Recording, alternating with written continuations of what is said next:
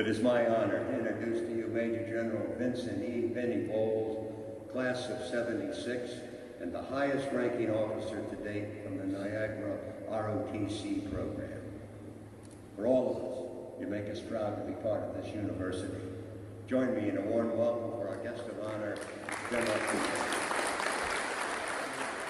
Thank you very much, Dick, for the great work you've done today, keeping this herd of cats moving. And thanks to all of you for being here today and honoring the national treasures with your time and attention. The national treasures that are here today. If you ever go to the movies a lot, or you begin to watch television series, they can't help themselves. A theme always comes through somewhere in the series or somewhere in the movie trailer. And it's the theme about the tension about a reunion. Our character gets notified that there's a reunion, 20th, 25th, whenever. Do you want to go? And we get to watch the character go through all the tension of should I, shouldn't I, will I, won't I? Then what's going to happen when I get there? And you see them work themselves into a frenzy. After last night and this morning, I can guarantee that the people that write those scripts don't come to Niagara for reunions. They do not come to Niagara for reunions. You can't help it. When you crest Mount Eagle Ridge and start to hit this place in the fall, the feelings start to come back. The memories, the notions. It was all brought back for me last night when I ran into my first classmate.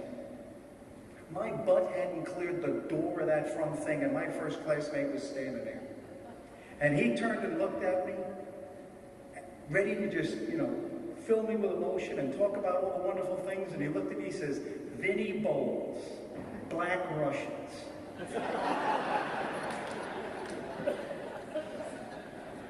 And before Dick takes his foreign area officer experience and tries to recall if that's a tribe of people in the Caucasus, Dick, it isn't. Okay? Last night and this morning as I was walking around with you, I was reminded again, as I always am at gatherings like this, about the ultimate difference between a fairy tale and a war story. See, a fairy tale starts out, once upon a time. And a war story starts out when two soldiers look at each other and say, now listen up, this is no BS. After that, there is no difference between the two of them. And I laughed an awful lot at some of the war stories I heard last night and this morning. Things like this don't just happen because somebody sits there and claps their fingers and wishes for it to happen. They happen because people put their hearts into it and their hands on it, and they do it all the time. A really special thank you to Father Levesque for taking the time to make time in the university. He is a busy guy on a weekend like this. And to make time for this to happen is just truly magical, just representative of how special Niagara is. I'd also want to thank Art Cardilla and the great team in the alumni office. And I want to really thank my new battle buddy, which is Jacqueline Rossi. She's the gal who you don't see here now because she's running somewhere else. But let's just give them all a great hand.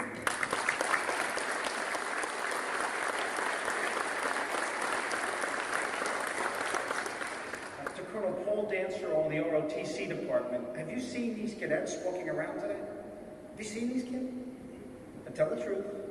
We ever look that good on a Saturday morning? I mean, Paul, well done. I mean, he's been here since June. Don't screw it up. Keep doing what you're doing. Whatever it's working fine. And he had a lot of help. I noticed Pat Seuss, Colonel retired Pat Seuss, who was instrumental in doing so many great things to the program. Doc, good to see you today. Thanks to have you. I reserve special mention for the driving force who got us all here today. Jack Mitchell, class of '51. What can I say about Jack? There I was, newly retired, about 6-8 weeks retired. My phone rings. I answer the phone, say, Boles residence. Boles, Mitchell here. Yes, sir. We're going to do a Pantheon of Niagara Warriors. Yes, sir. You're in it. Yes, sir. I'm happy to be there. We're going to induct you in the ROTC Hall of Fame. I'll take care of those details. You just be there. Here's the date. Write it down. Yes, sir. I got it. He's moving me around like a PFC on payday. Then he, I've been retired like I said, a couple of months. Then he says, a little pregnant pause, he says, "Now I need to ask you something." I said, "Jax," he says, "you still fit in your uniform?" I said, "Sir, I haven't gone to seed that quickly. Okay, I'm hanging in there, all right." He said, "Well, just make sure you do, because I got a lot of these guys who say they can and then they find out they can't. So make sure." So I said, "Yes, sir, I got it." We exchanged a few more pleasantries, and I hung up the phone. And I gave my wife a kiss, and she said, "Where are you going?" I said, "The gym."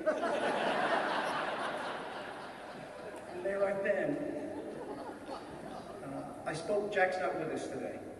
I spoke with Marilyn yesterday at great length, and we had a wonderful conversation, his wife down in Florida. Jack's doing well. She expects to get him back today or tomorrow. I don't know if secretly she was enjoying the small vacation. I didn't have the courage to ask her. But she was not overcome, but she was overjoyed at the feelings of camaraderie and the great feelings that have come her way. And I just ask that we all keep Jack in our prayers. This is being videotaped, and please join me in a warm thank you to Jack Mitchell and his family.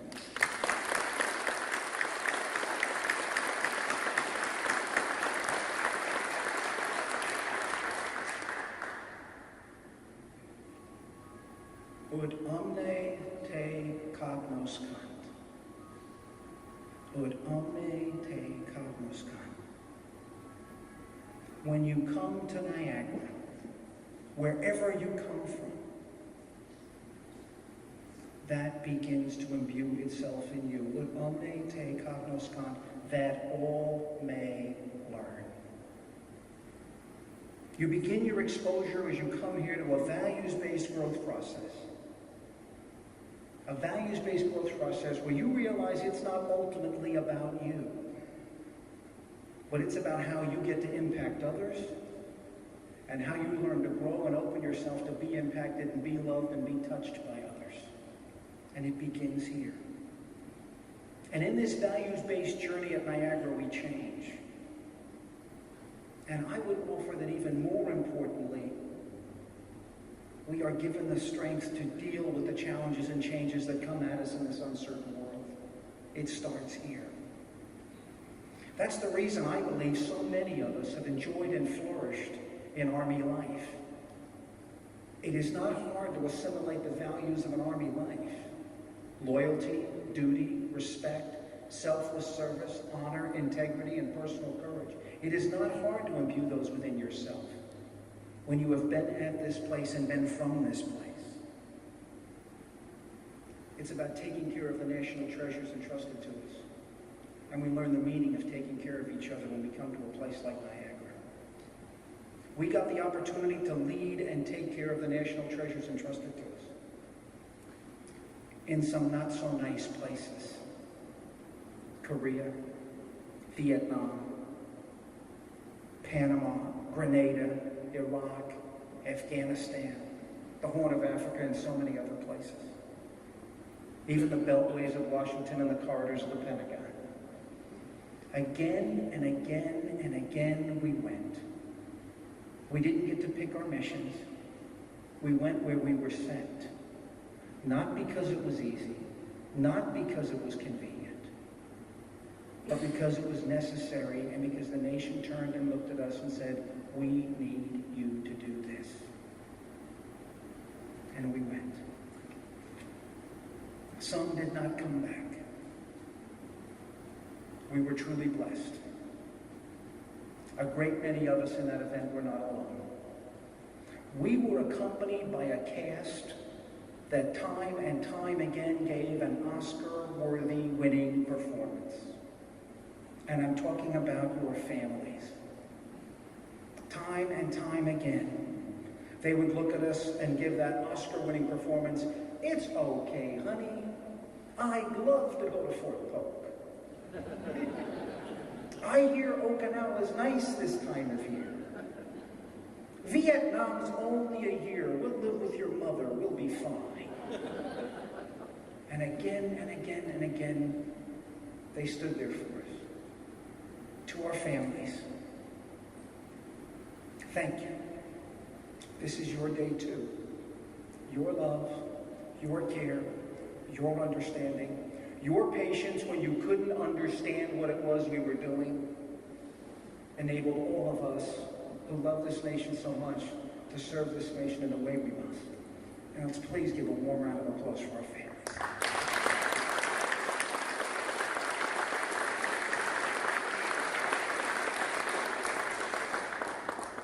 I'm looking at the class of 51 right now, and I can hear Jack ringing in my ears right about now.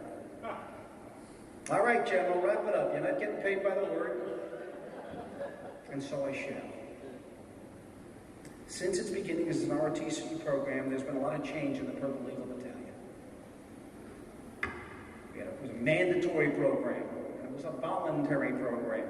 Then there were struggles in the program. Then there was a decline of the program. Then there was a revitalization of the program, where it was ranked #1 among 272 programs in the country.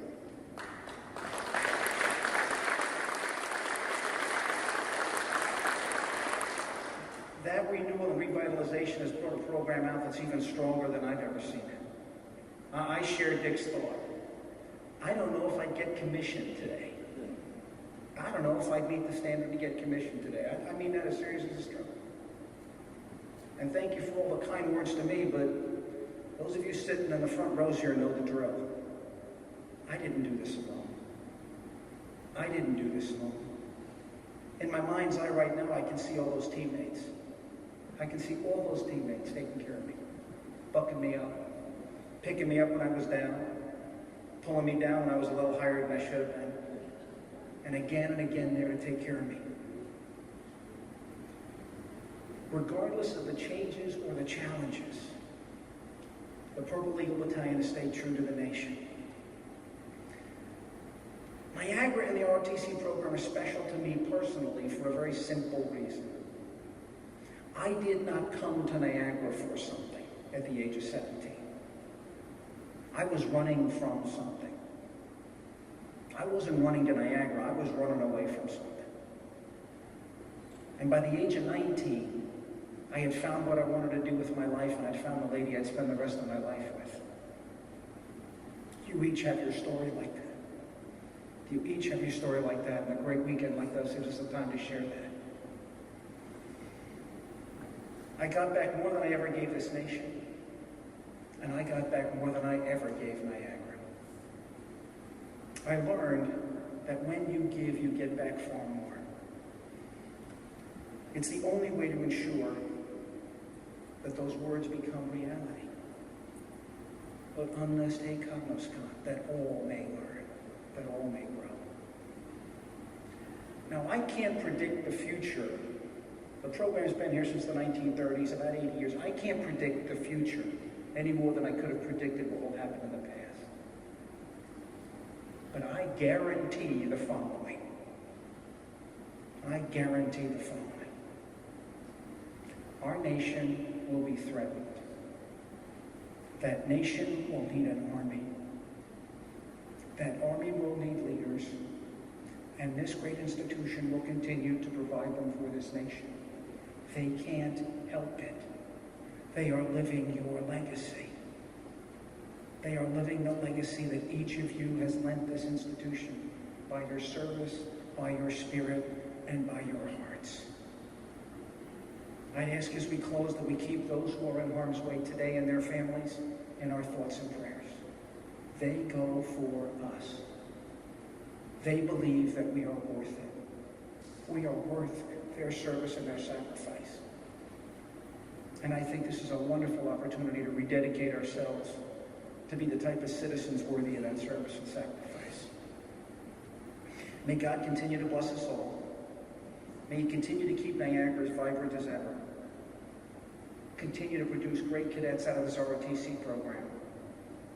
And may God continue to bless the United States of America. Thank you all so very much.